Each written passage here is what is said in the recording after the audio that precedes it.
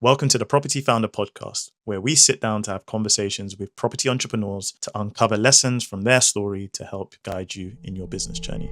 I took it amongst myself at the age of 17 to go down to a property seminar in London, learned a little bit about property then, and I opened my eyes to the opportunity, how much money I could make being a deal sourcer. I could see from a young age that environment was going to be the biggest dictator to my success. Everybody in Dubai, every time somebody asked me why I'm going to Dubai, it was to surround myself with success. There's a famous quote, it doesn't matter how hard you row, it depends what boat you're in. Now the problem with Dubai real estate is a lot of brokers come, they don't find a niche, they try and sell everything to everyone and they just get nowhere. Whereas I found my niche early, I learned the product inside and out and I became the go-to person for that area. Dubai real estate is probably the most competitive sport in the world. If you look at football, Dubai real estate is like the Premier League of football or the Champions League of football. If you have a laugh and a joke about and you're confident in your tonality and you sound enthusiastic and you're an expert in your field, there is no better vehicle, no better business model in the world where you can go from zero experience to making £500,000 a year in 3 years. Kick things off. Welcome to the Property Founder Podcast. Thanks for having me on. Yeah, we're joined by Aidan Doyle.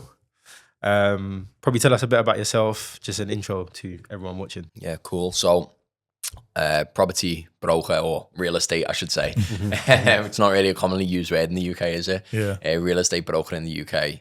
Family background in real estate, dad's in real estate. It's all I've ever known. It's in my blood.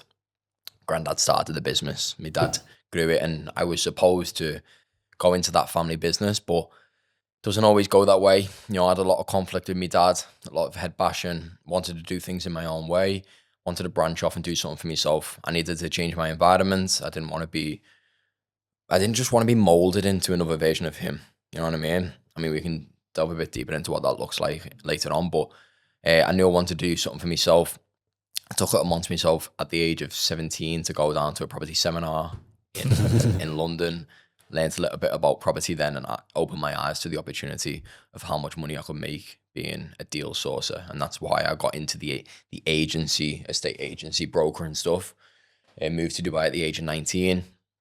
I've been a very successful broker in Dubai over the last 3.5 years.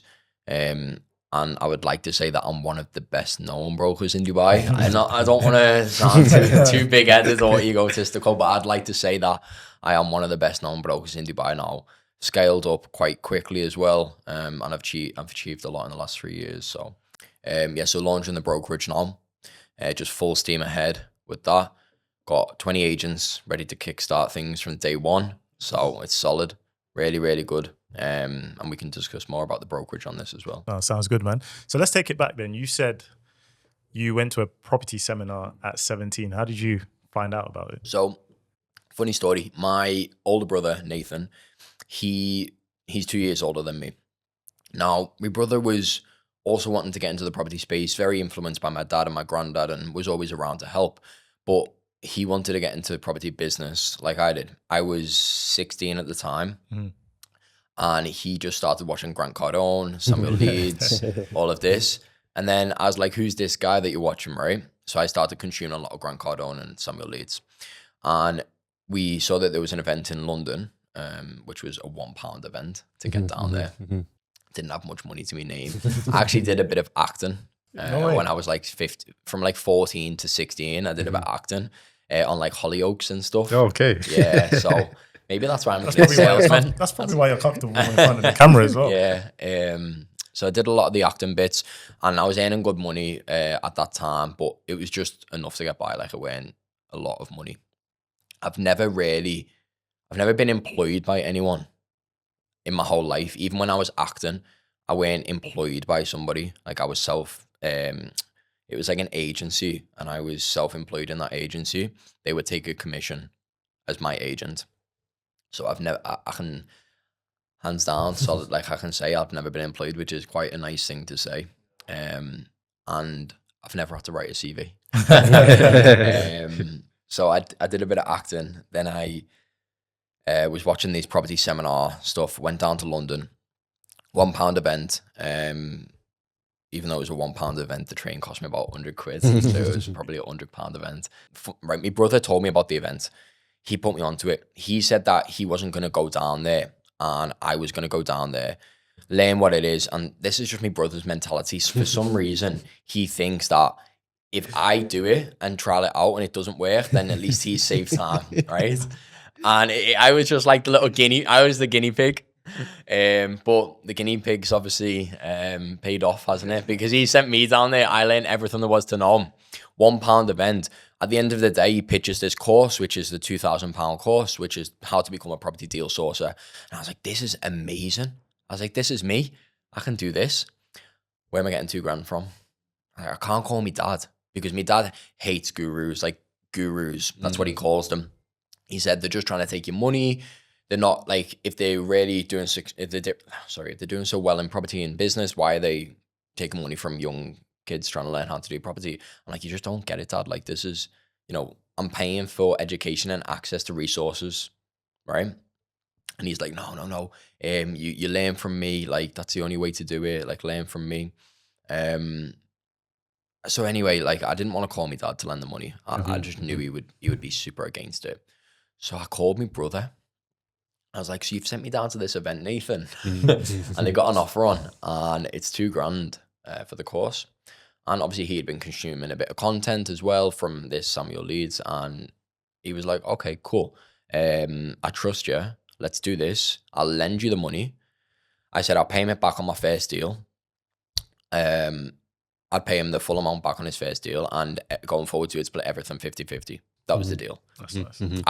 You lend me the money, we'll split every deal 50-50, but we'll do the deal sourcing together as a joint business. Now, I've come back from this event absolutely buzzing. Didn't tell me mum, didn't tell me dad that I paid for anything. We kept it a secret from them until we kept it a secret for about a year until I started making a bit of money from it. So got back to Liverpool, logged onto that portal, had access to all the online trainings, and so did my brother. And this is the funny thing. He had the exact same access to the exact same coaching. He just chose to do nothing with it. Even though he lent me the money. He had invested and he didn't even spend the time to watch the course himself. And I was just spending, this was COVID time, so I had so much time on my hands. I mean, I can go back to like prior to COVID before that and what life was like, but this was when I was on track to being a property entrepreneur. So it's COVID time, got loads of time on my hands, and I'm just like grinding away in my bedroom every single day, like just watching this, consuming this content. I had notebooks full of just pretty much every word he said. Yeah, I wrote down, like, it was ridiculous. I was just obsessed. Sat there in my girlfriend's house at night. She's doing college studies. I'm doing property studies. Yeah. And I'm 17 at the time. But my mindset was just in the right place. Anyway, so my brother decides not to do anything with the content that we had access to. I went down to the live events, like they had like a 3-day live event. Again, got myself educated. And my brother would come on a few viewings, and I know that he wouldn't know as much as I done because I had watched this stuff and he didn't. So I was having to educate him on the viewings. And we were doing these viewings in these properties for HMOs, these renovation projects, these buy-to-lets. I started to build an investor database from going to these events. I was going to all sorts of networking events. Pretty much every single night of the week, there was a networking event on Liverpool or Manchester. So I was going to these events. And I started building my database. I had like 50 investors at one point, sending the email out every single week, deal opportunity. It took 8 months before I closed the deal. 8 months of going to networking events, growing my investor database, viewing properties, putting in offers with estate agents. Then when no buyer was buying the property, obviously the offer got rejected or didn't complete. I was just burning relationships with agents as well because they were like, you keep putting offers in and then you're not signing. You're not signing on the property. And as a deal sourcer then as well, like I was almost blagging that it was a joint venture with my investor, and it was my joint venture partner that was backing out, not me. But I was just deal sourcing and then it became harder to do this over time, as you probably know now. Estate agents just won't deal with deal sources now. So this was happening for 8 months. Anyway, what kept you motivated during that time though? Like, because that's 8 months for some people. By 3 months, I know it's ridiculous. I honestly, it was COVID time, and I knew that I think because so many people in my environment, from going to them seminars and doing them training, were already making the money doing it. And I could see how tangible it was and how easy they were doing it. So something went right. I was like, what's not right? Is it that I don't have enough investors? Is it a numbers game? Is it that the price of the properties or the investment's not good enough? I was like, no, the investments are good enough. Like, I'm doing that right. Submitting the offer correctly. Is it because I've not nurtured the clients enough and I'm just sending an email to them? So like, every month that went by and I weren't closing the deal, I was just trying to like nurture clients, so then I started doing bespoke deal sourcing. And that's when I started to make money. So just to kind of educate everyone, so bespoke deal sourcing in terms of you would actually go to the investor and say, what do you want? And then go out and find that exact thing. So what would happen is I'd send out a deal on a weekly email, and I'd hope and I'd just sit there and cross my fingers that somebody's going to message me. Yeah. I remember getting my first text message saying property one, and I was like, yes. Messaged it, and then I called him, the investor, straight back, and I said to him, sorry mate, you were too late. The deal's just gone. But I tell you what, I'm doing this bespoke sourcing now. So next time, if you pay me up front, no, the deal won't go on the email. It'll get sent to you directly. So it's like, all right, I'll pay the £800 for the bespoke. And I was like, get it. So I could have sold him that property there, but I actually had the initiative to take him as a bespoke client, charging £800 up front.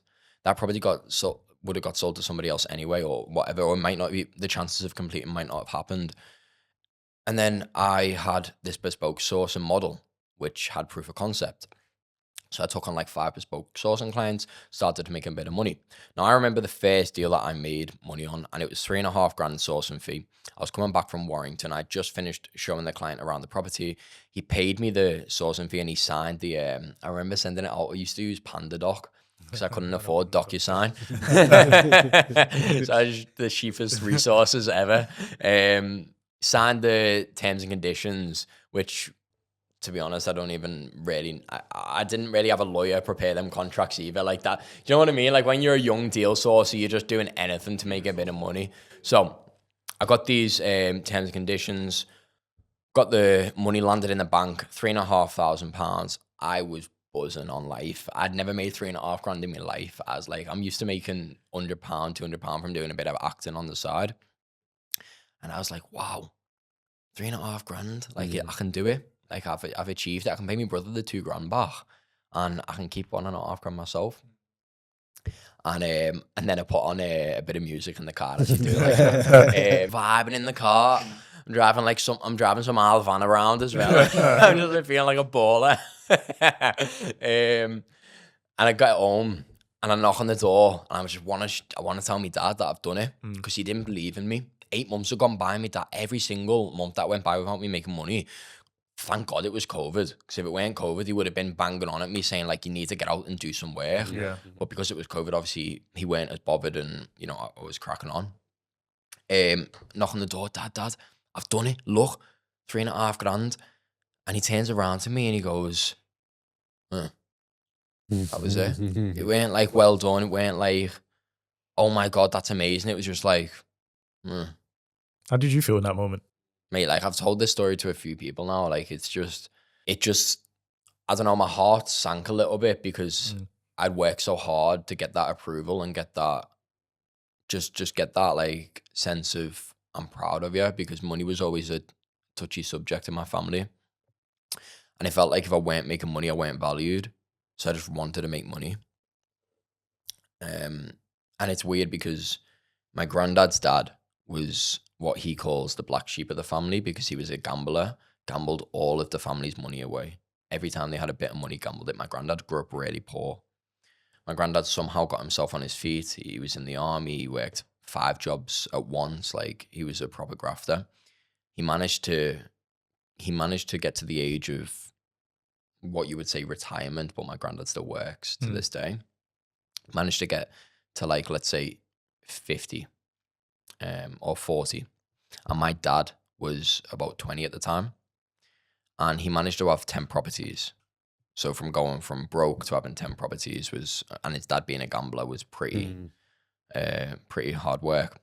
Then my granddad taught my dad everything there was to know about property, going to auction, being able to buy properties. Back then you could gift properties to people as well. It was a lot easier. Yeah. My dad was going to auctions, and my granddad would give him 10 grand to go and buy the property at auction, just so my dad could get used to it.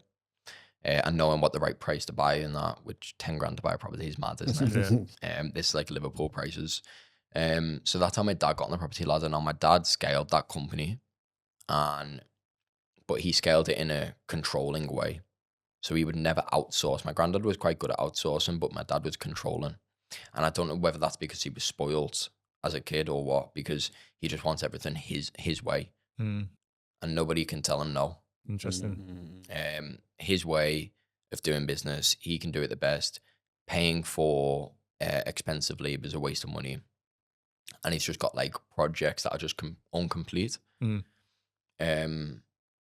And I always say to me, Dad, like, you know, you've had that project that's sat there, not finished for 7 years now. You've missed out on 7 years worth of rent just because you didn't want to pay higher prices to contractors. He will also, rather than getting a skip, he would rather fill his van up and take it to the tip himself. That's the kind of guy my dad is. Now, if you're looking at the generations in my family, so you've got granddad's dad, black sheep of the family, gambled all the money. Granddad, grafter, worked so hard. My dad, spoiled, grew the business. Fair play to him. Really switched on. Really good businessman. But also a lot of things that I don't agree with in terms of like his control aspect. But he is good with money and stuff, and he has grown. He's grown the portfolio. He's maybe 10x'd my granddad's portfolio. And now us kids, so you got my older brother, me, my little sister, and my little brother. And my dad looks at us and says, "Why are you not helping in the family business? Why?" Like, and my granddad's like, "You've lost them now. They're doing their own thing. Like, I've moved to Dubai. I'm not going back to Liverpool to work with my dad." My older brother's a little bit of a, I don't know, he's got shiny penny syndrome. So he starts a business, he has an idea. After a month or two, it doesn't work, he gives up. Now this links back to the deal sourcing story earlier. So I went 8 months without making a sale. He was coming on viewings with me, doing deals with me, or trying to do deals as a joint business together for 2 months. That was it. 2 months went by, he'd give me the money. He never watched any of the training videos. He never went to the seminars. Yeah. And after 2 months of doing viewings, he'd give up. I'm very big on mindset. The way you approach life in general comes down to comes down to your state of mind. So when you look back, where did your mindset come from in comparison to your brother? Because you grew up in the same environment as your brother, right? But your outcomes are clearly different. So I'm interested to understand. Have you heard drug addict and one's a successful businessman, right? And they both blame it on the dad. Same thing for me and my brother. Completely different trajectory of life, but we can both blame it on my dad. And the reason we can both blame it on my dad is because my dad wouldn't, few things, right? When my brother and me used to work for my dad on labor sites, he wouldn't pay us any money because he didn't want us to work for money. He wanted to teach us that you learn on the job, you build value. Once you have value, then you can charge for your value, right? That was his mindset. And that taught me a lot of lessons at a young age. But at that time, it just caused arguments because you're 16, 17. All you want is money to be able to go out with your mates and stuff. But instead, he's not paying me. And every time I need money, I need to call him up and lend it. He was quite tough on us from a young age. It was just a touchy subject. And I think it stemmed from my granddad's dad. And then like they were all like this with money. Yeah. The whole family was like so tight with money. So it's more like a scarcity mindset. Yeah. You know, we might lose this, so we need to hold on to this. Yeah, and I don't even know if that's like, if my dad actually thinks like we might lose this. It's just that it's so embedded in him from a young age. My dad could live a much better life. He doesn't need to have the stress that he has. He's overweight. He used to be a chain smoker. I mean, he's quit smoking now, which is great, but he's overweight. He's not fit. He's he eats junk food. He drinks a beer every night. Like and he's stressed. And his way of getting over stress is having a beer on the couch at night.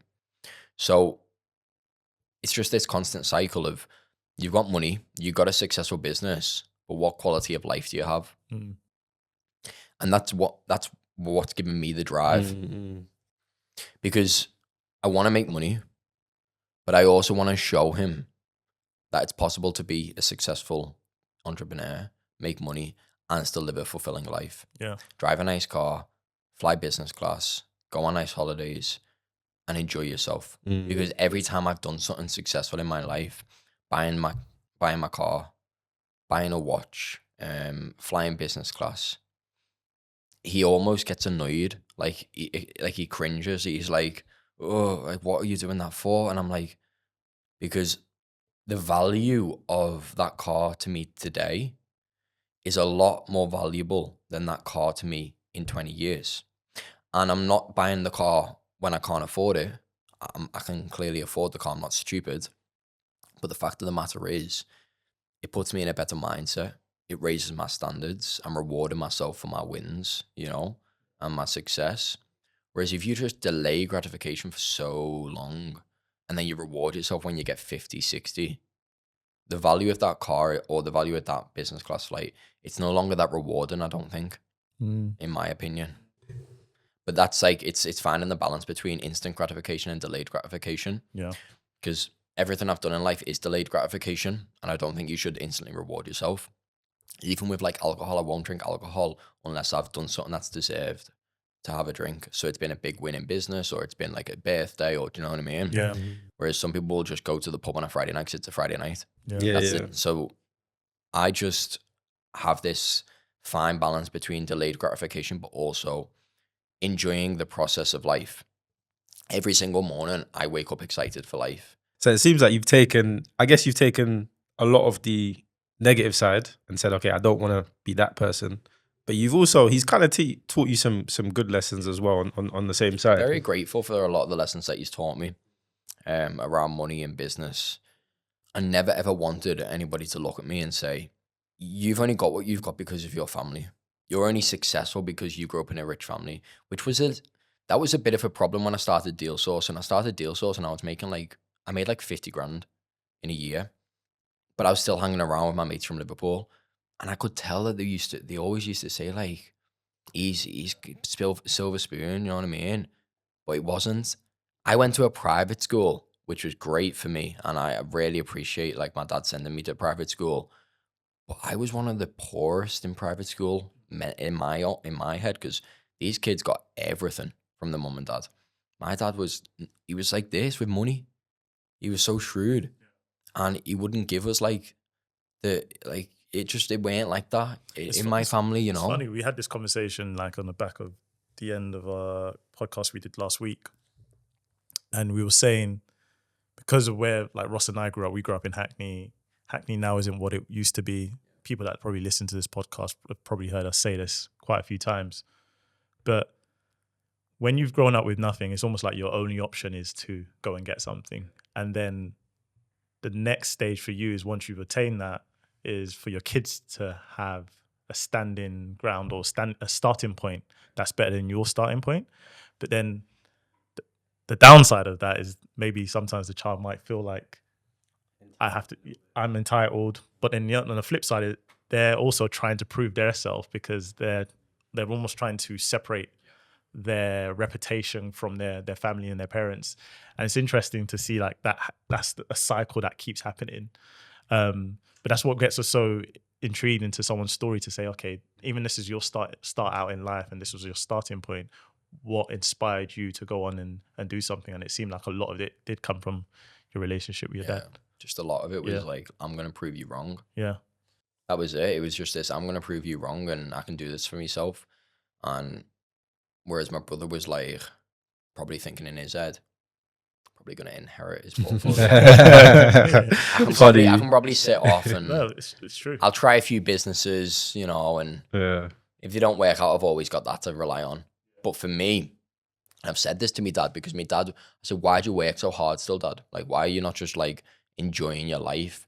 And I understand, like, when you're that involved in work, you probably will never retire, which my granddad's 90 years old and he's never retired. Still working. It's like a Warren Buffett. Still goes, it's ridiculous. Yeah. Like, he still goes to houses to chase people on rent if they've not paid. He's mad. Great guy, though.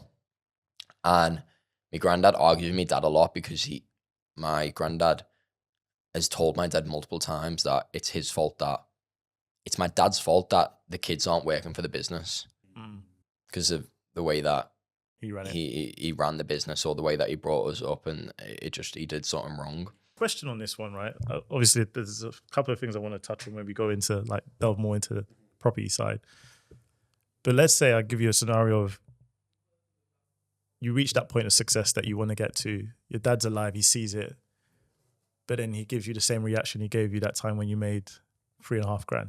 I've adapted now, and as I've matured and become more successful, I no longer crave his approval, because when I first got to Dubai, every time I'd done a deal, he was the first person I called. And if a few weeks went by where I didn't call him, he would call me up and say, "Have you done a deal?" And our relationship's a lot better now. Now that I've distanced myself. Sometimes when you're just together all the time, you're bashing heads. Yeah. Our relationship's so much better now. Like, he respects me as a man now, not just as a son. I can see that I've understood my dad a lot more as I've grown up. And like, I understand like how he shows love, because he won't give me a hug and say, "I love you." And he won't tap me on the back and say, I'm proud of you. But he will like call me up and tell him what's going on in his business. He won't like say, "Aidan, I need help with something," but he'll be seeking help and advice in a unique way, in a different way. Yeah. So I know he respects me a lot more. I know he'll do stuff like, he'll just help me. Like, if I want to buy a property in the UK, he'll help me with like sorting everything out, and like, he shows love in different ways. Yeah. And you know, I'm very grateful for that. But I just think I've realized that I don't need to keep craving that approval, because I know that I've got that for myself. So obviously, as I started to be more successful, I didn't need to call him up and crave that approval. But coming back to your question about like when I do achieve what I achieve, and I think it's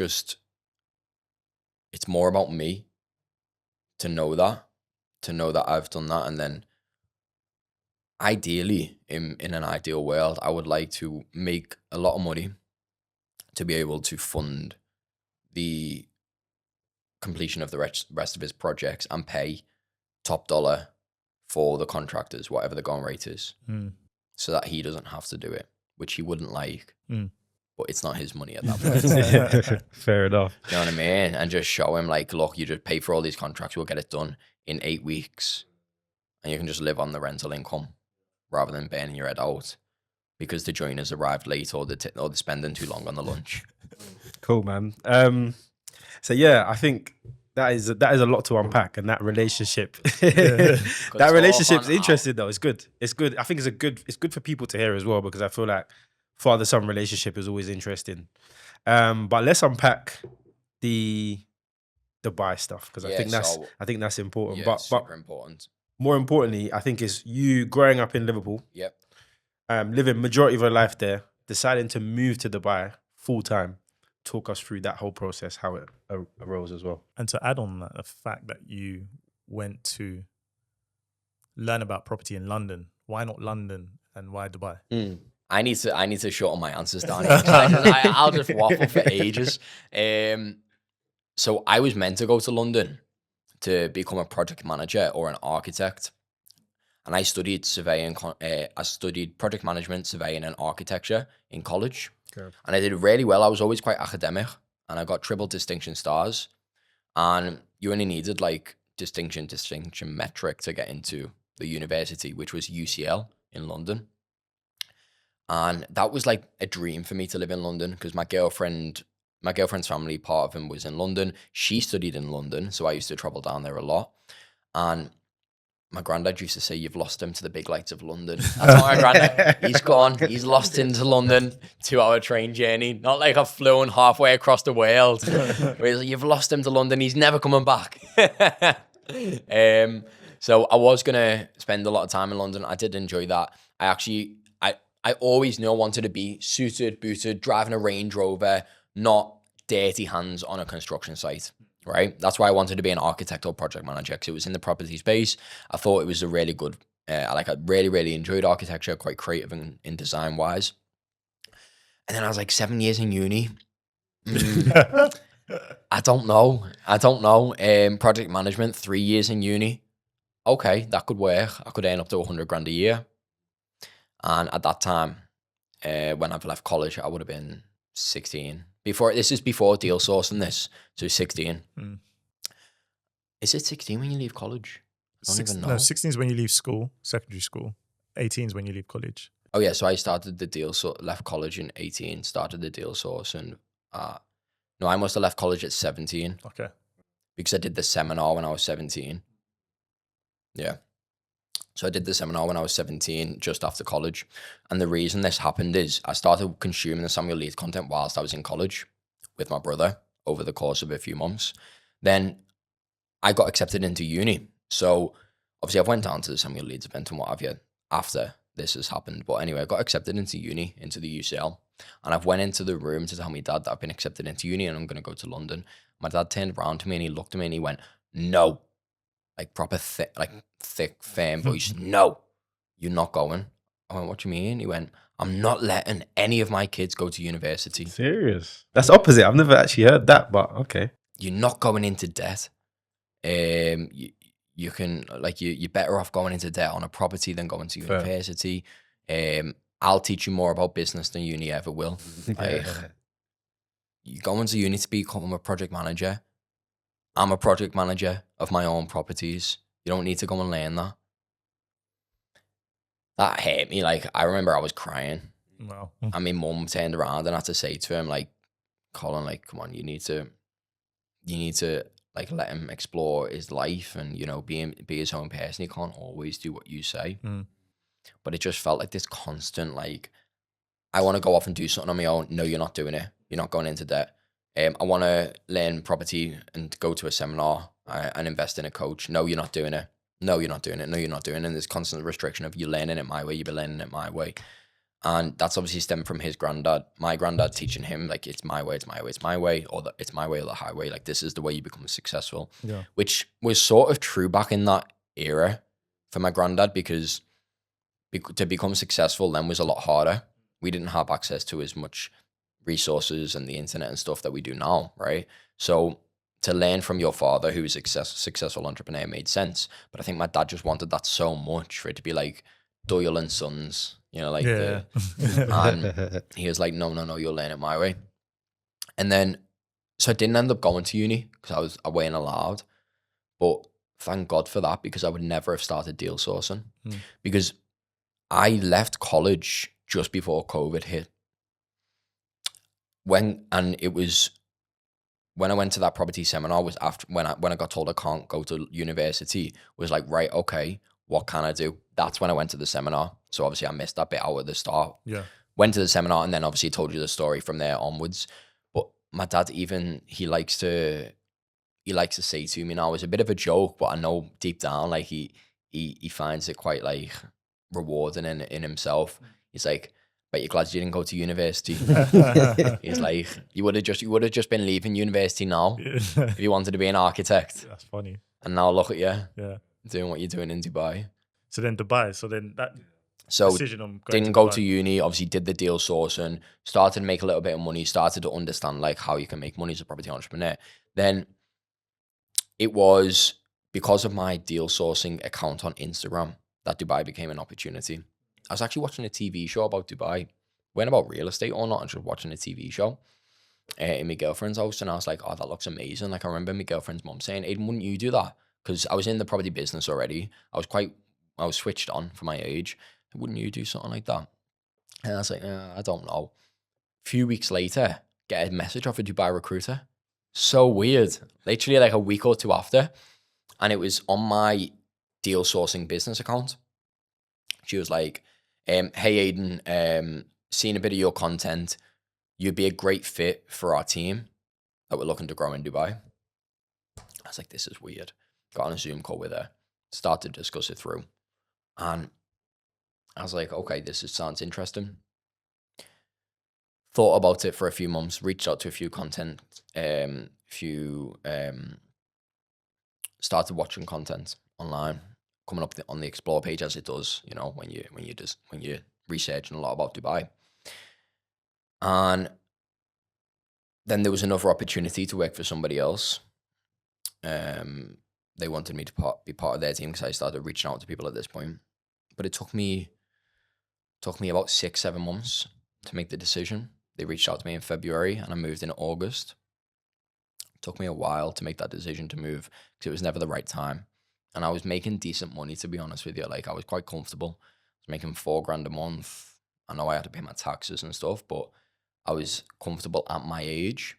But then it got to the point where a few months went by and I wanted to grow the business. And I was at a point where if I want to take the next step in this business, I have to hire a sales manager or somebody to help me manage the deal flow. I'm going to have to pay them a salary plus commission, plus I'm paying taxes. I was surrounded. I was still going out with the lads in Liverpool, still drinking every Friday. And then I was still influenced by my dad. Like, every time I'd done a deal, he would tell me something was like the negative side. Like, what if it doesn't go through? What if this? What if that? You know, the first ever deal I'd done as well, I forgot to tell you this. 2 weeks later in the contract, it says within 14 days, you can get a refund. He requested a refund. Wow. Okay. Yeah. So that deal didn't even go through. Wow. Okay. And my dad was like, see, I told you. That was his response. Like, don't get too hyped up. Don't get too excited. Wow. Because they might ask for a refund. That's why when I showed him the money, he weren't that bothered because he knew it was like a deposit. It weren't like a, what if they asked for a refund? But obviously I'm so hyped up and excited at the time. He just shut me down. Yeah. And in his mind, I understand it now that I've got older. It's because he didn't want me to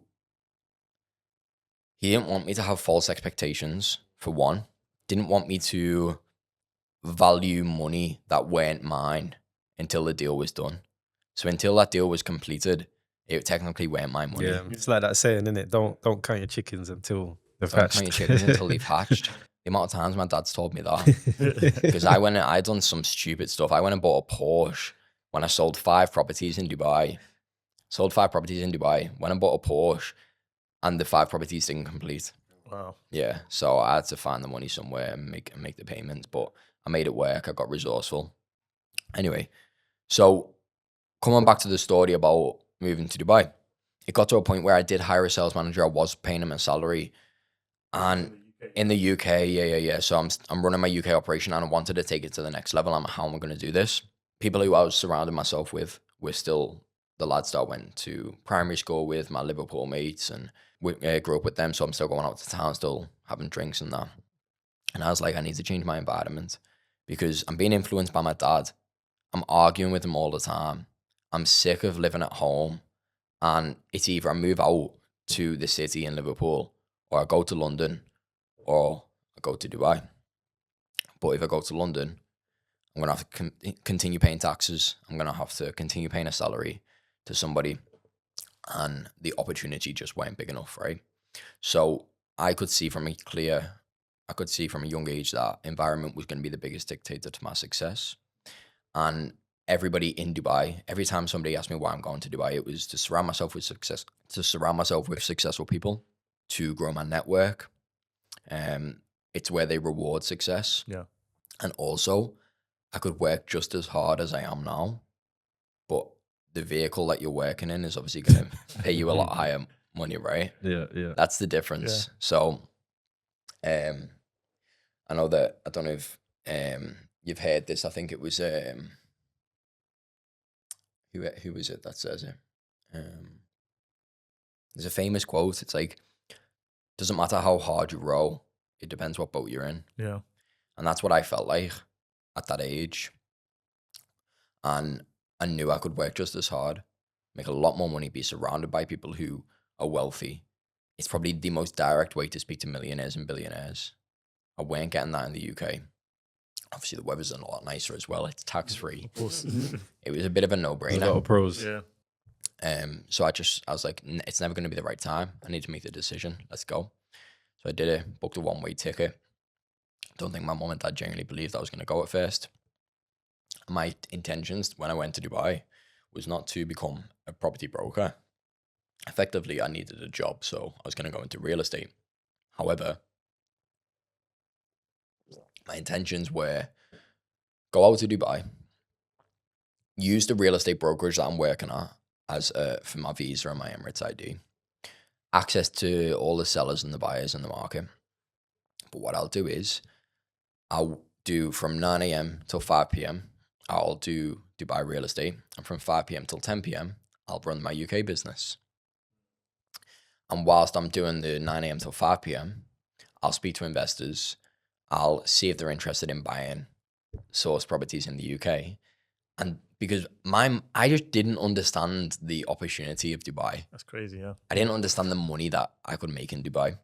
So in my mind, it was like, I'm thinking like these local Arabs have got a load of money.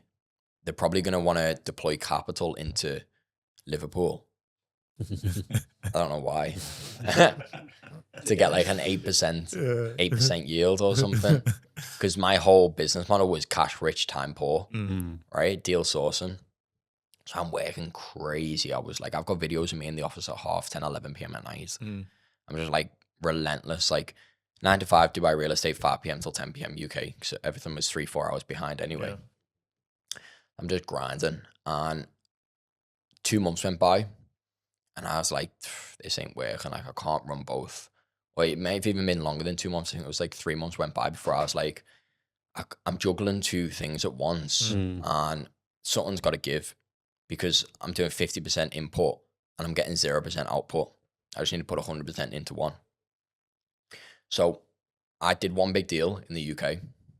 I got me 20 grand on that sale. And that, I mean, there was times where that 20 grand on that deal, this is the funny thing about it. So I had that deal processing and I was waiting for it to complete. It was £20,000. But the problem, the buyer who was buying them deals went into bankruptcy or something, or like he dissolved the business. And I was like, oh, I was just waiting for this deal to complete. And then I would have just closed the business in the UK.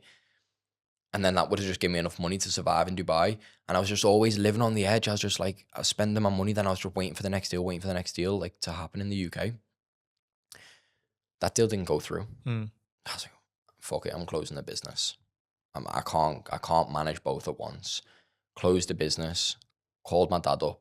I had to lend £3,000 from my dad just to keep my head above water. And the funny thing is, from August, when I left to go to Dubai, every time I spoke to my mum and dad, I always used to just like, I wanted to be a man. And I was like, nah, I'm good. I don't need money. Like, I'm calm.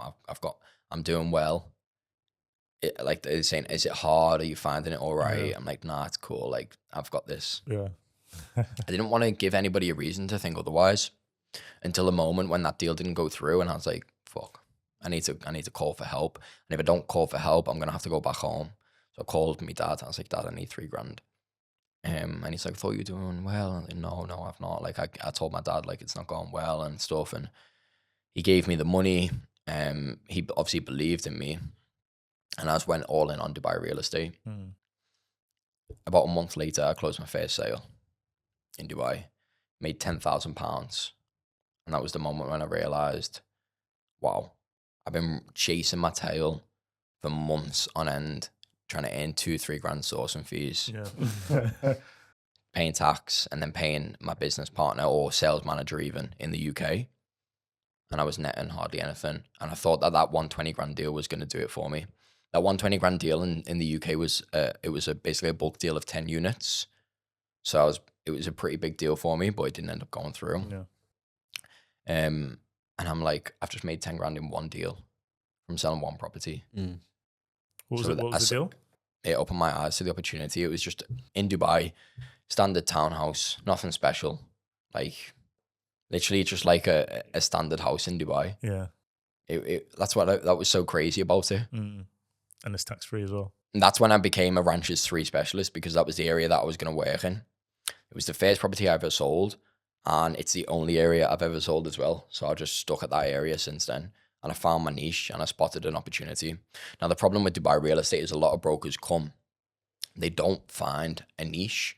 They try and sell everything to everyone and they just get nowhere. Whereas I found my niche early. I learned the product inside and out and I became the go-to person for that area. And the thing is that people see opportunity, and whatever they get given as a new broker, they think, I'm going to sell this. Like, I've got access to it, I'm going to sell it. And even me, I went through that. I got access to some really big listings, and I nearly got pulled one direction because I wanted to sell that area. And then I nearly sold another area, and so on and so forth. So I'm juggling all of these things. But then when I made a sale in Ranches 3, I've told this story a few times before, but I don't know if you know it. I was actually flying home for Christmas. I was negotiating this deal a few weeks prior to Christmas, and it was my first deal, so I was flapping. I didn't know what was going on. I had to pull my sales manager in. I had to I'd bring my mate into the meeting. I was like, anyone who's experienced, please just help me. So managed to tie the deal together, and I was traveling home like a week later, but the contract still hadn't been sent out. I drafted the contract on the plane whilst I'm going home at Christmas. And I've got a photograph. I'm so glad I took a photo. I put a photograph up and put it on my story. Doing deals whilst on a flight, not a bad life, hey? Something like that. It was just wild. Like, I had a photograph of the contract being sent. Plane takes off, whatever, yeah, contract gets sent, and I didn't know whether it was going to get signed or not until I get back to Liverpool and the contract gets approved. So that was the first deal. First ever sale. That's amazing. And it's what's funny how great, you're back in the UK whilst the first deal. I was back in the UK when my first deal got signed. But I knew in the back of my mind, I'm going to get home. My dad's picking me up from the airport. He's going to ask me, how's it going? Like, have you done the sale yet? Perfect timing, isn't it?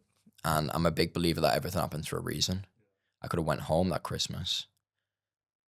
I might have been influenced by environment, because everybody around me, family, nan, granddad, auntie, cousins, how's Dubai? Like, what's it like? You're not made a sale yet? You're not made a sale?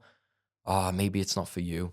You know, I've lent $3,000 from my dad. I'm in debt now. Like, I'm just trying to make it work. And if I hadn't made that sale, I don't know if I would have been convinced to not go back, because I would have just been in that environment, innit? Yeah, just listen to the voices, like the doubts that I told myself from August to December. All them months of doubts would have become reality that Christmas. Started validating it with the opinions that are floating around Other at the time. Exactly. It would have, So whereas now I've landed, deal's been signed, and I've been able to say to everyone, I've just made $10,000 at Christmas. And they're like, $10,000? What? Like, how is that even possible? Like, so it was a great Christmas, and that set me up then. And I'm just such a big believer everything happens for a reason. Like, you couldn't write that. Like, the fact that first of his deal happened when I went home, the whole relationship with my dad, whether it was going to work out, whether it wasn't going to work out, how money was such a sore topic in my family. Like, I could finally go home at Christmas and say, look, I've done it. I've proved myself. I'm worthy of, you know what I mean? Of doing this. But them 4 months were tough. Like, they were something else. Multiple nights where I've cried myself to sleep, where I've been on the brink of, like, wanting to go home. I had no mates. I left my girlfriend at home. I didn't see her for 4 months. I get emotional thinking about it now, but I'd have lads in the office who I'd chat to, and then I'd see them on a night out on a Friday. I'm like, why have they not invited me? And I thought they were my mates, but they're just work colleagues. And they've got their own little circle, and, you know, they've been in Dubai for a bit longer, and I felt like a bit of an outsider. And even if they did invite me, could I afford it? I'm sat at home and I'm ordering the cheapest food. I'm going actually on the delivery app, and I'm working out like 25 dirham. That's like £5, and like buying like a £10 dinner was expensive for me. Like £5 was like my limit for dinner. I was eating pizzas and stuff, like eating bad food. I remember, like, I used to treat myself like, this is crazy. Like, I'm such a coffee addict, and a lot of people who know me know I love coffee, and I love my finer tasting coffee. And so when I was in Liverpool, this is a little bit weird, I know, but it's quite personal to me. When I was in Liverpool, I used to, and this came from my dad as well. He would never go to like Starbucks or like Costa and get a more expensive coffee when he could go to like the petrol station and get a cheaper coffee. Right? So when I was in Liverpool, I was influenced by that, and I used to always just want to have like the nicest coffees, but I never allowed myself. I used to go for a cheaper coffee, and I used to count like because it was 50p less or a pound less. But when you're not got much money, that's important. And that's the funny thing, because you can grow up with a family with money, but you can still be. You might not buy a coffee because it's a pound more, you know. It's like you could still have a poor mentality in a Yeah, weird it's a way. poor Yeah, mentality. yeah. So I've got to Dubai, and I'm like scrimping and saving as much as I can because every penny counts. And I used to reward myself on a Friday to get a Costa coffee. If you converted the price of Costa coffee, because it's a British brand, it used to cost £7 for a latte. That's crazy. So I wouldn't spend £7 on a coffee every day. I used to walk into the office and I used to see the director of the company in the Costa queue every day. I'm like, one day that'll be me. I'll be able to get £7 coffees every day. So I used to go on a Friday and reward myself with a flat white from Costa, which cost me £7. And that was my little treat. And that little stuff keeps you going. Little wins like that, you know, like, and just on my own, like in my apartment, no friends, left my girlfriend at home, didn't see my girlfriend for 4 months, from August until December, hadn't saw my family for 4 months, never lived away from home. I went directly from my parents' house to Dubai. I'd never been on holiday to Dubai. I didn't even know what to expect. I didn't book a return flight. I had no plan B. I just had the mentality of, I'm going to make it work. I had that mentality from a young age. I'm not booking a return flight, because as soon as I book a return flight, I've got an exit plan. As soon as you have an exit plan, you give up. Yeah, of course. Already, you've given up before you get on the flight. Now, I left that airport and my dad sent me a text, and it was like, I'm sorry I treated you so mean. I was just trying to keep you grounded.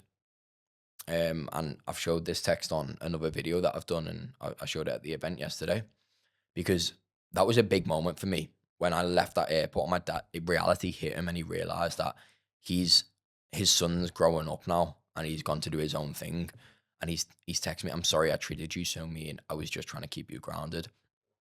And I cried in that check-in queue, because at the time, the reason I cried is because I've never saw my dad vulnerable.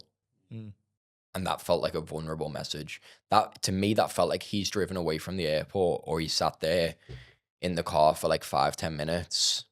And that's took a lot for him to get his phone out and write that message.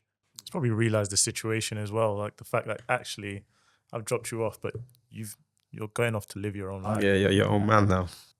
And in some way, he's proud of you, you know. But it's the way, as you said, it comes out. There's a unique way of how, when someone probably is in that, maybe doesn't, you could say, in tune in their emotions. You know, best way you can put it, but for lack of a better term, they communicate in a unique way. That's the way it's going to come out. Definitely. And it's interesting there. Conscious of time, by the way, just on a separate note. So I wanted to go into your time now in Dubai. So, you know, moving on from the first deal, you sold what, 200 million dirhams? It's on like 250 million dirham, yeah.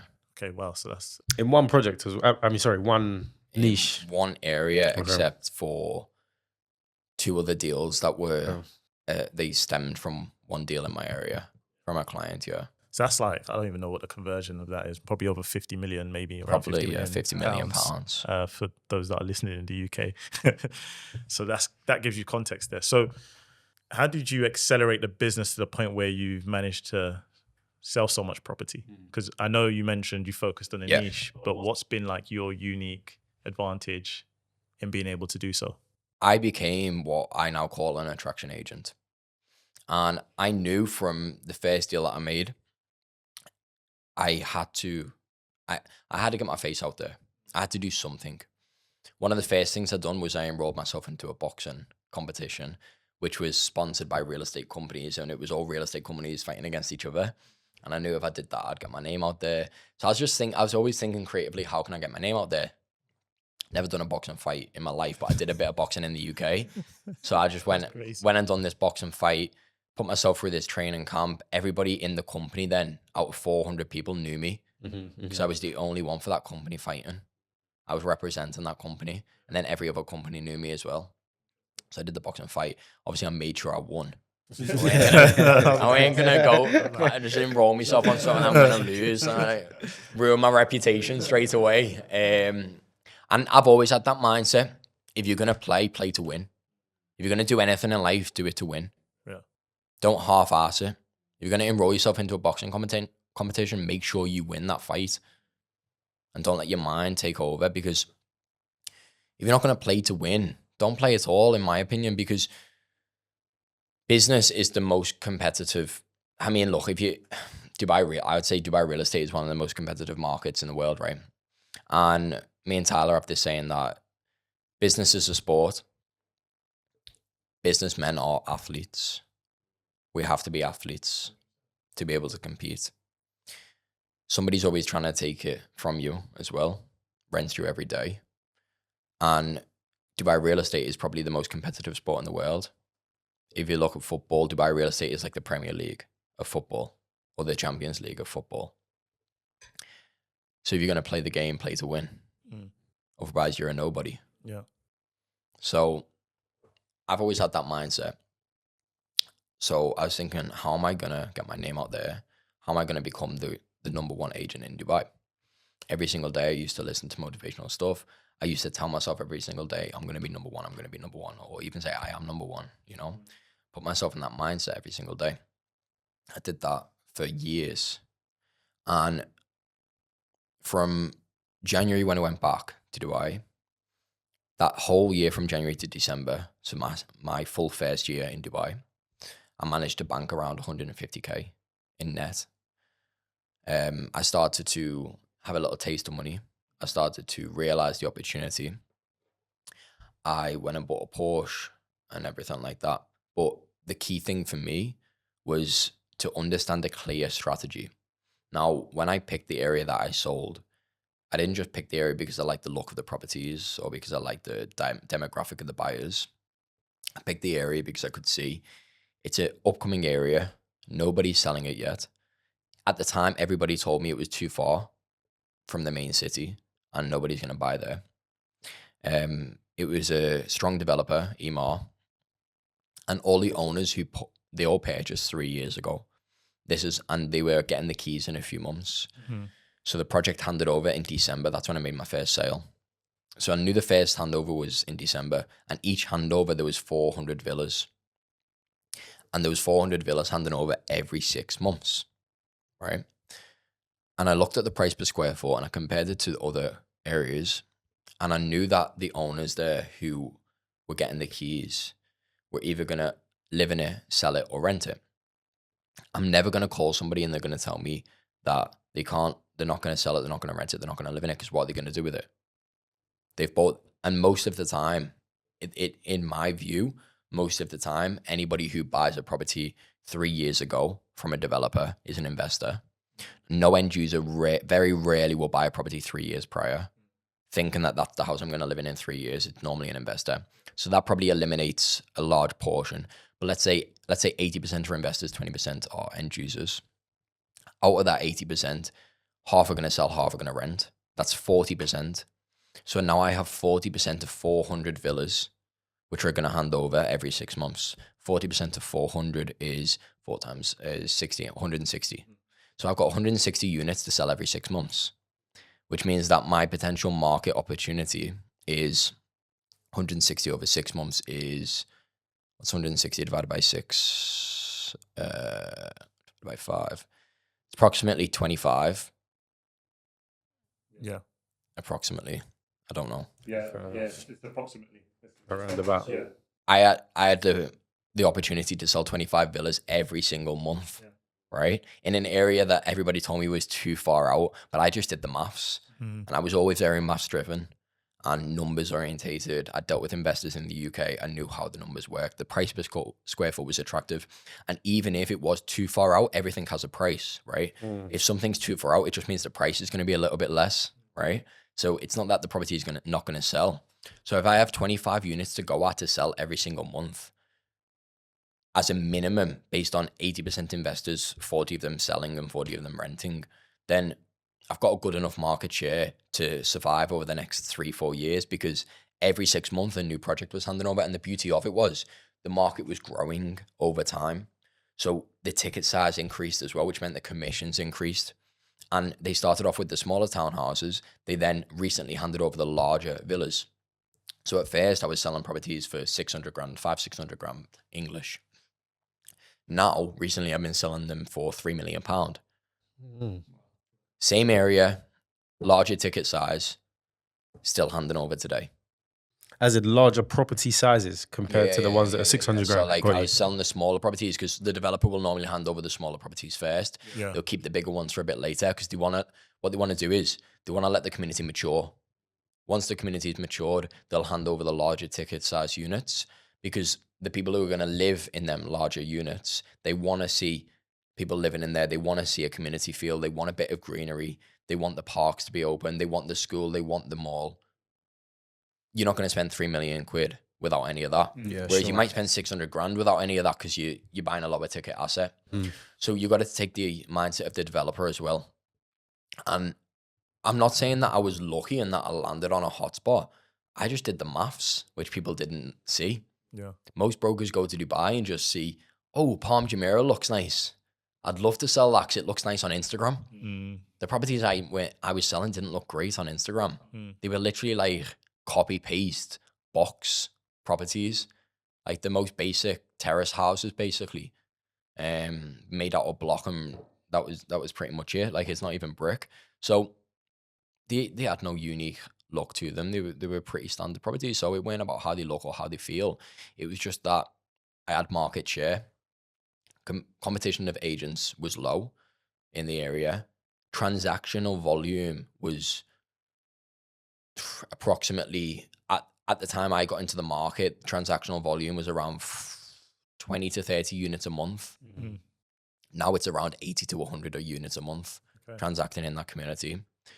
So I got in, called all the owners like a month prior to the handover, and I'd just call them up and I'd say, hey, it's Aidan here. I wouldn't even be like, hey, is that John? Or like, hey, is that John? It's Aidan here. I'd just be straight off the bat, hey, John, it's Aidan. And I go, Aidan? I go, yeah, mate, we spoke a few months ago. You told me that you're getting your keys for your unit next month. It's like, oh, yeah, I am getting my keys next month. I was like, are you still planning to sell the unit?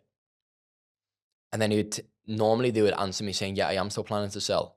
Or they would answer me and say, no, I was never planning to sell it. I'm going to live in it. At that point, you put the phone down. Obviously, it's a dead lead.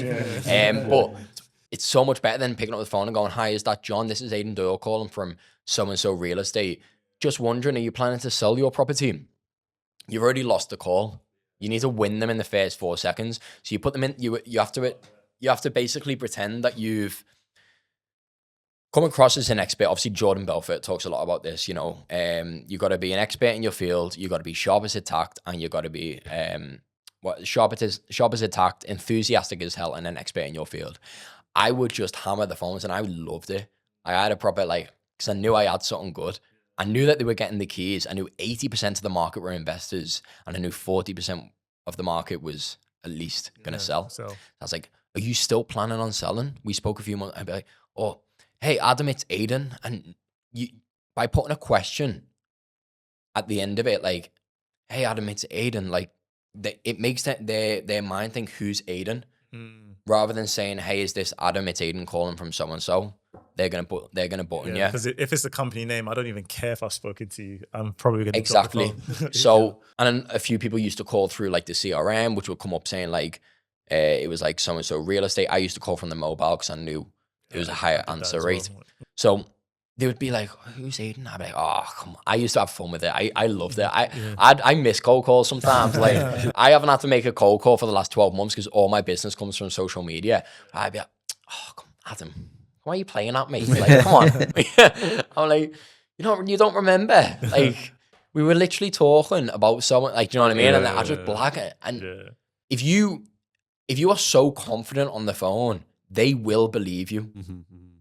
If you have a laugh and a joke about and you're confident in your tonality and you sound enthusiastic and you're an expert in your field, It's they're rapport gonna building. They're gonna believe Yeah, you. it's rapport building. And also you're asking they're gonna them. question themselves, thinking, bloody hell, brokers forget is that they're getting calls from 10 people a day anyway. So they probably wouldn't have remembered you. What I used to do is I go, bloody hell, Adam, you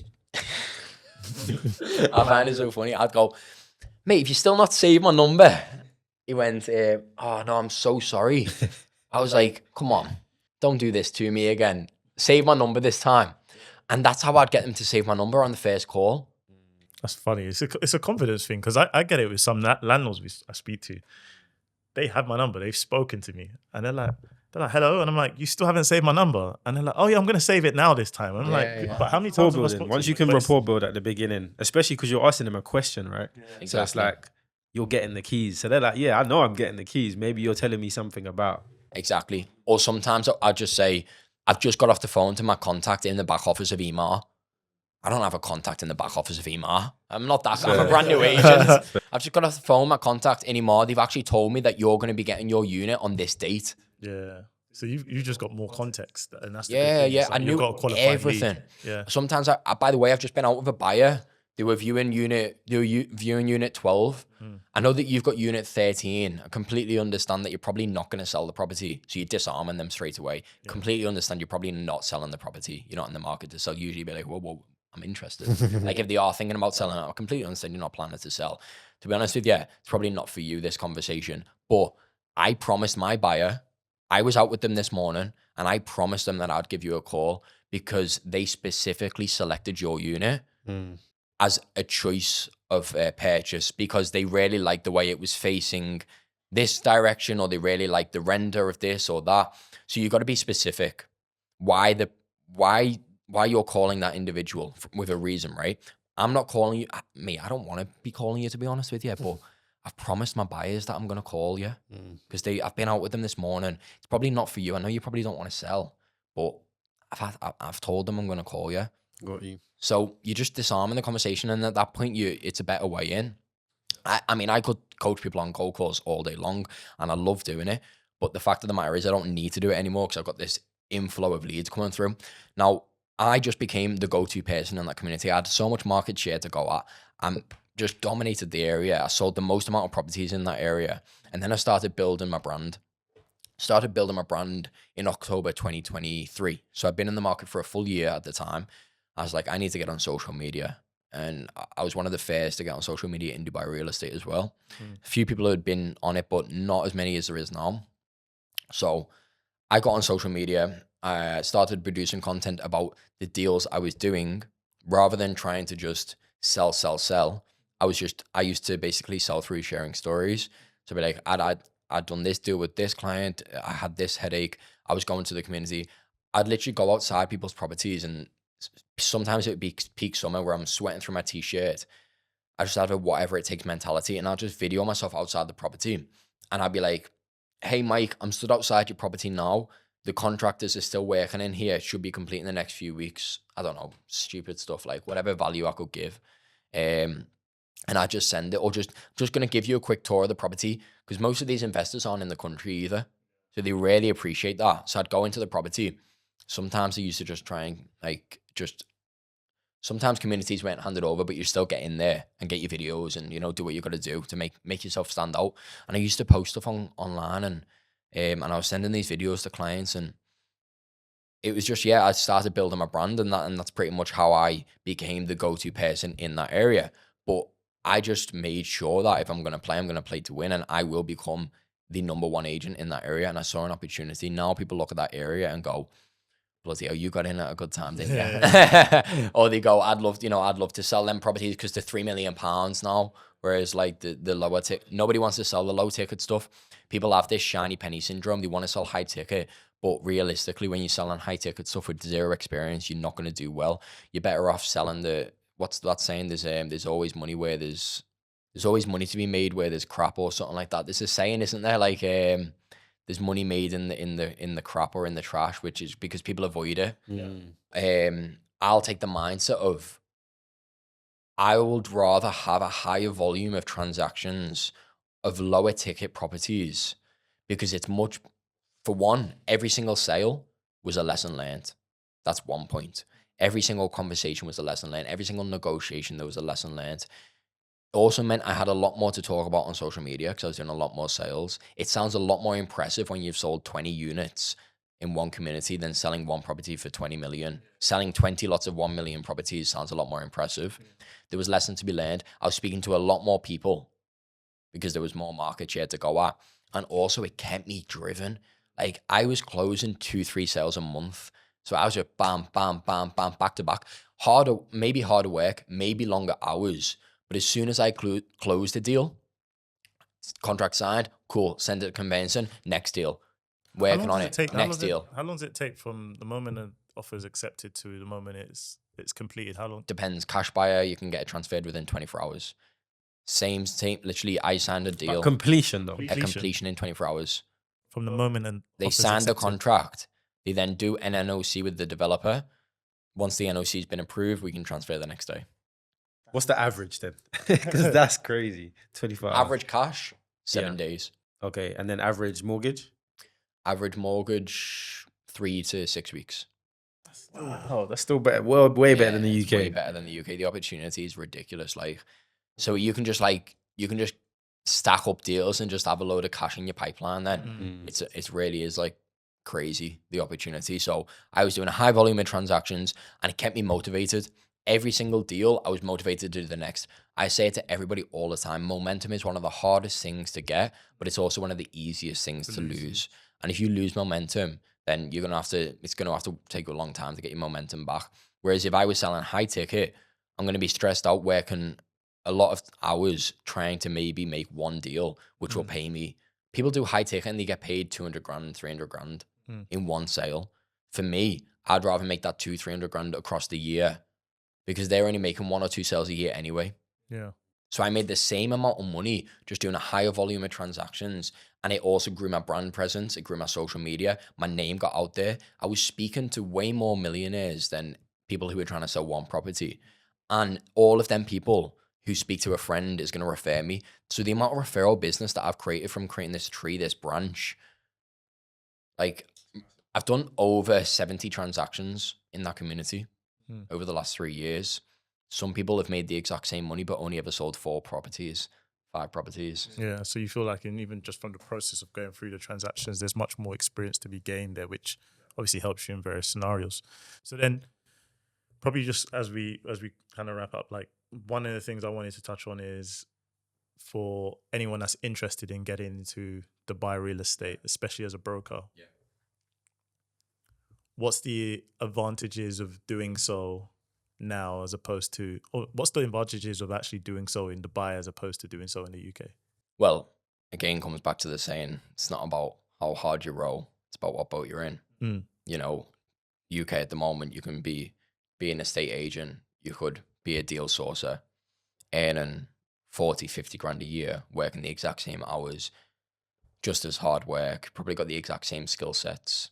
And then you got people who have come from trades, who are joiners or electricians, now in Dubai real estate making hundreds of thousands of pounds a year, who don't have as much experience as you anyway. So you really got to look at the opportunity cost and how much it's costing you staying in the UK.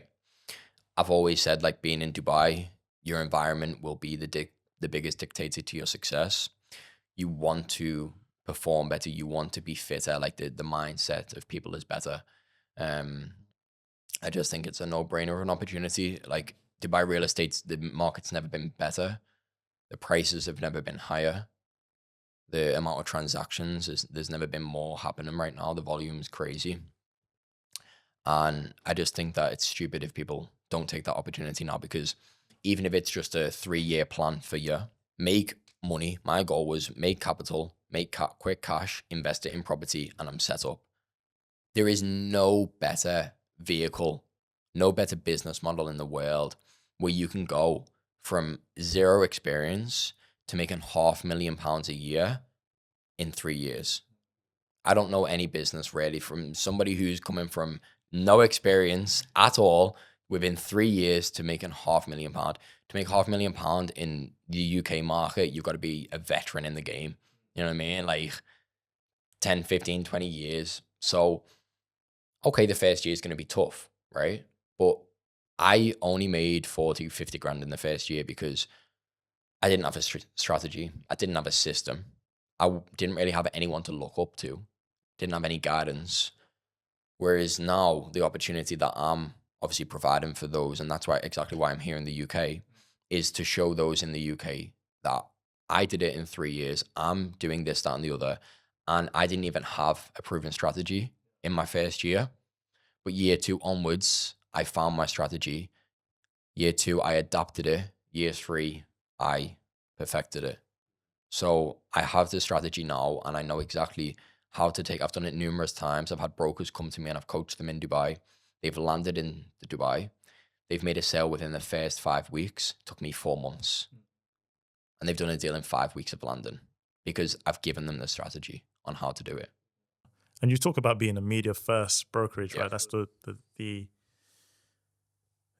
proposition that you have. That's actually your business that you're are you launching, or is it launched? Is it Yeah, launched? so as of the time that this podcast will go out, the business will be launched. Yeah. Yeah. So we are a media first brokerage, super important. I think anybody who is... What does that mean to someone that doesn't? So what a media first brokerage effectively means is that you look at any of the biggest brands in the world, right? You look at anyone who you look up to online. I don't know, give me somebody a YouTuber or somebody that... Ryan Serhant. Ryan Serhant. Yeah, I mean, he's in real estate. Maybe outside of real estate, you could look at the Kardashians, you could look at KSI, YouTuber, the Sidemen, all of them. People watch online, Mr. Beast also, right? So these are media first businesses, right? They grew their social media presence, they grew their brand online, and off the back of that, Mr. Beast has launched Feastables. KSI and Logan Paul launched Prime Hydration.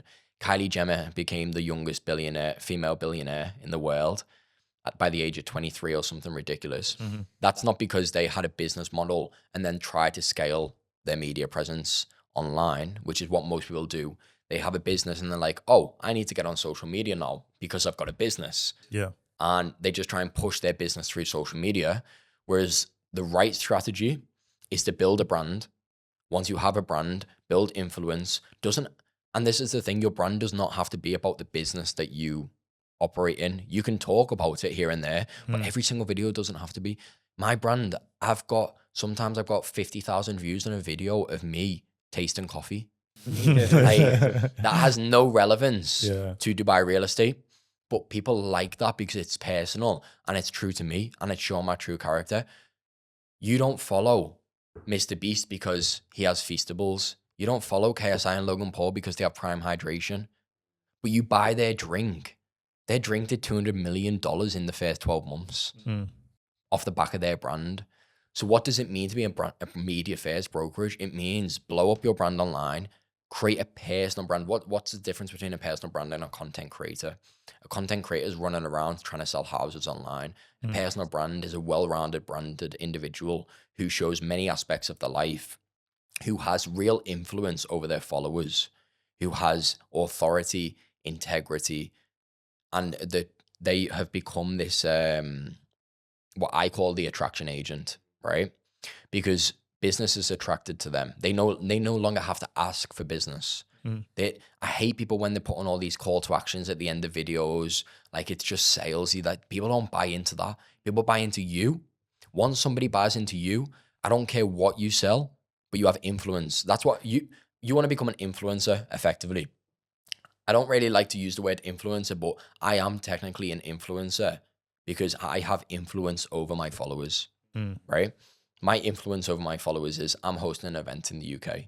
That was not cold outreach. Everything was warm outreach. I got 50 people in the room. I'm launching a coaching offer, right? I get 350 people in a wait list. All of it warm outreach. None of it was cold ads. All of it was to my audience. That's influence, right? I'm Aidan Doyle, but I sell property on the side. So I'm media first. I just so happen to sell property on the side. And if you want to buy property from me, I'm the go-to person for that area, right? So that's what it means. And we're just trying to create a brand now that is media first for the individual brokers. And we want to give them all the resources, the tools to be able to do so, the right coaching and education, rather than being a content creator, but to be a personal brand. That's super, super important. And that's where the world's heading right now. If you're not online, you're going to be missing out on a lot of money. I mean, there's so many other values that we have in our company that a lot of brokerages aren't doing. We've got a lot of exciting things for the off-plan market space, which we haven't really openly announced, but maybe by the time this podcast goes out, we will. But the way that off-plan properties are being marketed right now in Dubai real estate is crap, and the leads are crap. And most of the time, brokers are complaining that the leads are crap because they're cold calling these buyers, and they're like, I didn't mean to inquire, or I'm no longer looking, I'm not interested. You are literally getting somebody inquire on a property and then they're cold. There's no nurturing done. They're seeing an ad about this property in Dubai. They're swiping up, they're putting in the phone number and details. Then they're getting called 10 times a day and they're just getting pissed off. There's a much better way to go about off-plan buyers and how to nurture off-plan buyers so that when you do get on a sales call, it's not a cold call. It's a Zoom call, which is booked in the Calendly, and it's a warm sales call. That's the difference. And it's taken the whole info marketing, online marketing space, right? And taking that similar strategy, similar analogy of media first, promote yourself as an individual, host webinars, host events, get people to book in sales calls through webinars rather than clicking on an ad and hoping that it works. So that's all. This whole media first is something that we're going to be discussing a lot more openly, but it's super exciting. I could spend hours talking. To you about it, but obviously we don't have time for that. But another core aspect of our business is education and coaching, leading with education, but not just general education, leading with world's best education in real estate. A lot of brokerages bring you through into the company. They do a one week immersion week where you immerse yourself in the industry. You just got to get as much information poured into you as possible in that first week. And the companies say that this is our training, right? And what happens is it's not a broker who's training you. It's not somebody who's doing 6 figures a year who's training you. Someone in the training It's teams. either a trainer on a salary who's been taught, or it's a recruiter. My training was from a recruiter, and that's why it took me 4 months. So I've landed in Dubai. I've never been to Dubai in my life. I've sat in this training room, which went on for about 10 days, and it was 10 days of intensive training from a recruiter who used to be a broker, who give up selling property after 6 months. So done leasing. They never even done a sale. They used to do leasing. Give up after 6 months to go onto a salary to earn £3,000 a month, training people. And that is the problem in Dubai real estate. They are being trained by the wrong people with lack of experience, and then it takes me 4 months to make a sale. Whereas if that was a broker who was well educated in the market, who was leading from practice and what they preach, like I'm helping people do now in Dubai, I would have done that first deal in my first month. But stupidly, it took me 4 months because I had the wrong education and the wrong guidance. So super important that we lead with education. We've got exclusive training contracts with some of the world's top real estate coaches. One of the guys is Tom Panos. I don't know if anybody on this audience knows Tom Panos, Australian. Yeah. So Tom Panos has agreed to come through as a exclusive training partner for our brokerage, which will mean that our brokers get weekly calls with him in Australia. And he will also be coming to Dubai 3 times a year to do in-person training. So that's just one of the guys. I could waffle on for hours about this stuff, but it's super exciting what we're building. A core part of our business is not just about making more money. It's not just about being a successful real estate agent, but it's actually creating self-mastery for yourself. It's creating wealth. It's creating a fulfilling life. Part of me, the deep pain inside of me, which links back to my dad's story, is he's overweight, he's stressed out, he's successful around money, financially successful, but relationships has been ruined, family relationships have been ruined, his health, his fitness, all of that has been ruined because he only prioritized making money. In our brokerage, we want to create self-mastery for individuals super part, like it's super like a passion of my own, you know, to get this across to people, because it's something that I'm working on for myself, and I want to portray that onto others. So we will be bringing in health coaches, mindset coaches, well-being, how to get rid of limiting beliefs. We will have incentives where we'll take people to Tony Robbins events. So we'll be bringing our brokers along to that. And how do you improve yourself as a well-rounded individual? Not just how do you make more money in Dubai real estate? Because it's one thing making money, it's another thing knowing how to actually look after money. How do you invest money? How do you create real wealth? No. So there's going to be two parts of the business, and effectively the first part is the training facility, which is the only thing we're focusing on at the beginning, is how do you ramp up to become a self-sufficient agent. And we're going to be focused on them brokers and ramping them up, getting them self-sufficient. Once they're self-sufficient, they then go into a senior broker office. Once they're in the senior broker office, it's then how do you create self-mastery? You're a self-sufficient broker. Now let's actually take you from level 2 to level 5, and then from level 5 to level 10. And how do you keep scaling up? Because you can make money, but then you could spend it in a beach club on the weekend. You could make money, but then you could waste it on a watch or on a car, right? So how do you manage wealth? How do you invest in property? And that's obviously where Tyler's expertise are, right? He's great at investing in property. He's great at managing money. He's great at raising finance from investors. He's done it for the last 10 years of his life. So that is a whole other department, bringing in some of the world's best real estate coaches to take these brokers from self-sufficient to elite. Yeah, no, of course. Right? Most brokerages just do this step 1. Right? They're forgetting about everything else, because once they sort of see you as, oh, once they're self-sufficient, like that's cool, we'll leave them, right? We'll give them a recruiter, train them up a little bit, and then once they're self-sufficient, not even once they're self-sufficient, once they've been through the 1 week training, now let's put them on the sales floor. And I've heard this from brokerage owners directly.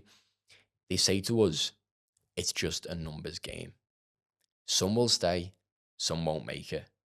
The more you get through, the more chance of you making money. And that is from a brokerage owner. Yeah. Another brokerage owner once said, don't let the personal brands get too big, because they might go off and do something for themselves. This is the mindset of real estate brokerages in Dubai, where we're completely reinventing the wheel. We want to do something amazing. We want to shake up the industry.